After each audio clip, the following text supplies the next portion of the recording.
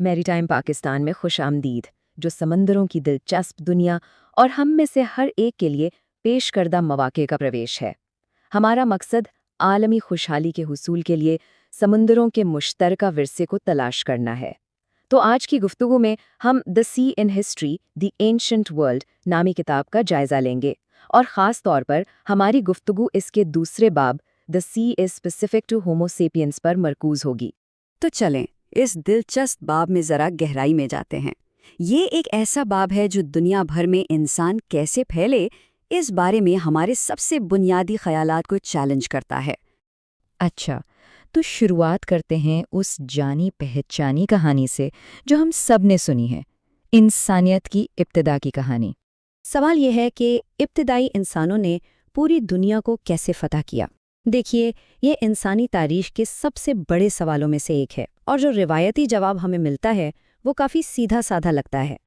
عام خیال تو یہی ہے کہ ہمارے آباء و اجداد افریقہ سے نکلے اور پیدل ہی پوری دنیا میں پھیل گئے۔ ہم سب نے وہ تصویریں دیکھی ہیں نا، جس میں وہ ایک سیدھی لائن میں چل رہے ہیں، زمین پر آہستہ آہستہ ایک مستقل رفتار سے آگے بڑھ رہے ہیں۔ لیکن کیا یہی پوری کہانی ہے؟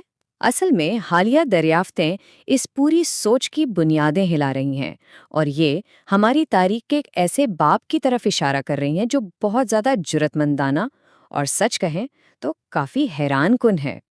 اور اس پرانے خیال کو توڑنے والا پہلا ثبوت وہ ہماری اپنی نسل یعنی ہومو سیپینس سے نہیں آتا، بلکہ یہ تو ایک اور بھی قدیم جد امجد سے آتا ہے۔ ذرا سوچے، آج سے تقریباً 8 لاکھ سال پہلے ہومو ایریکٹس کی ایک آبادی انڈونیشیا کے جزیرے فلورس پر جا پہنچی۔ اب یہ بات باقی بہت دلچسپ ہے کہ وہ وہاں پہنچے کیسے؟ اس جزیرے تک پہنچنے کے لیے انہیں والیس لائن کو پار کرنا پڑا۔ یہ گہرے سمندر اور تیز لہروں کی ایک ایسی رکاوٹ ہے جو ایشیا اور آسٹریلیا کے جانوروں کو الگ کرتی ہے۔ یہاں تک کہ جب برفانی دور میں سمندر کی سطح بہت نیچے تھی، تب بھی یہ گہرے پانی کا چینل، جسے لمبک آبنائے کہتے ہیں، پیدل پار کرنا بالکل ناممکن تھا۔ تو اس کا مطلب کیا ہوا؟ ہومو ایریکٹس نے لمبوک آبنائے کو سمندر کے راستے پار کیا۔ یہ کوئی حادثہ نہیں تھا، بلکہ ایک سوچا سمجھا سمندری سفر تھا۔ انہوں نے ایک ایسی رکاوٹ کو پار کیا جسے شیر جیسے ماہر تیراک بھی پار نہیں کر سکتے۔ یہ بات ہمیں اپنے آباء و اجداد کی ذہنی اور سماجی صلاحیتوں کے بارے میں بالکل نئے سرے سے سوچنے پر مجبور کرتی ہے، اور یہ بالکل صاف ظاہر کرتا ہے کہ سمندری سفر کوئی نئی ایجاد نہیں، بلکہ یہ ہماری قدیم وراثت کا ایک بہت گہرا حصہ ہے جو تقریباً 10 لاکھ سال پرانا ہے۔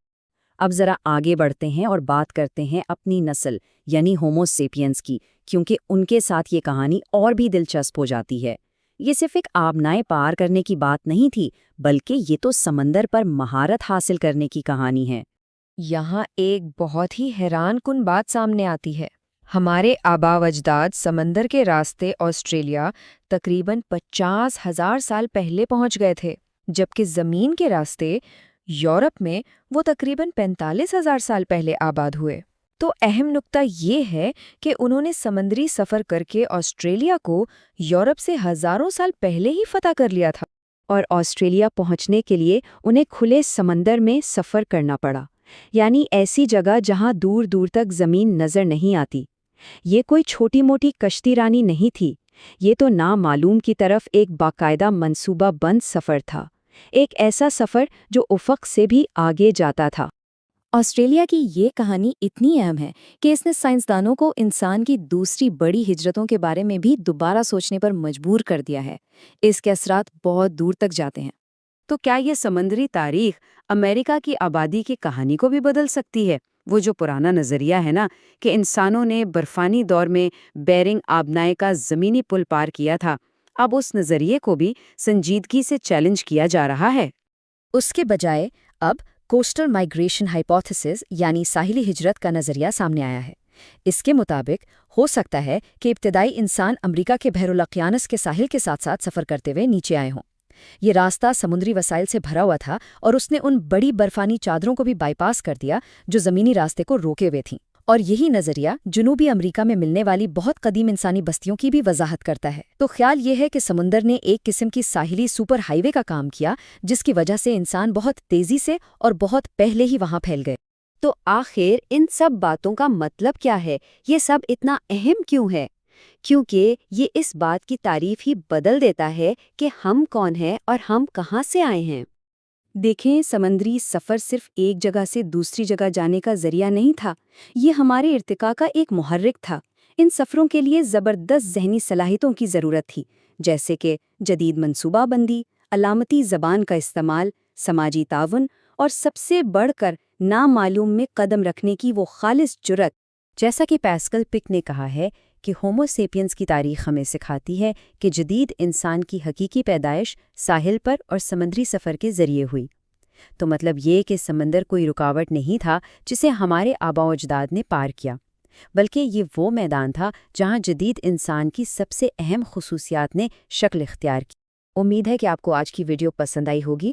براہ کرم اپنی رائے کا اظہار کریں اور اسی طرح کے دیگر مواقع تلاش کرنے کے لیے سبسکرائب کریں۔ مستقبل کی ویڈیوز کے لیے اپنے سوالات کامنٹ سیکشن میں پوسٹ کریں۔